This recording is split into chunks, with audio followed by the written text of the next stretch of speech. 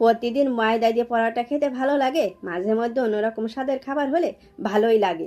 আজ আমি বানিয়েছি আলু আর সুজি দিয়ে পরোটা, একেবারে নরম তুলতুলে আর অতুলনীয় স্বাদের। আসুন দেখিয়ে দিই কীভাবে বানিয়েছি। প্রথমে কয়েকটা আলু সিদ্ধ করে ভালো করে থেতলে নেব। এমনভাবে থেতলে নেব যাতে ওর ভিতর কোনো দানা দানা ভাব না থাকে। এবার ওর ভিতরে কাঁচা ঝাল, জিরার গুঁড়া, ধনের গুঁড়া, গরম মশলার গুঁড়া দিয়ে ভালো করে আমি মিশিয়ে নেব। এবার একটা বাটিতে হাফ কাপ ময়দা, হাফ কাপ সুজি, একটু লবণ আর অল্প অল্প জল দিয়ে আমি গোলায় নেব। গোলানোটা হয়ে গেলে ওর ভিতর আলু দেব। আলু দিয়ে এমনভাবে গোলাবো যেন গোলাটা মেলা পাতলাও না হয় আবার গাঢ়ও না হয়। এবার চুলার আঁচটা জ্বালিয়ে দিয়ে কড়াইটা বসিয়ে দেব। কড়াইতে হালকা একটু তেল দেব। তেল গরম হয়ে গেলে পরোটাটা আমি ভেজে নেব। পরোটা ভাজার সময় খেয়াল রাখতে হবে চুলার আঁচ যেন একেবারে মিডিয়ামে থাকে।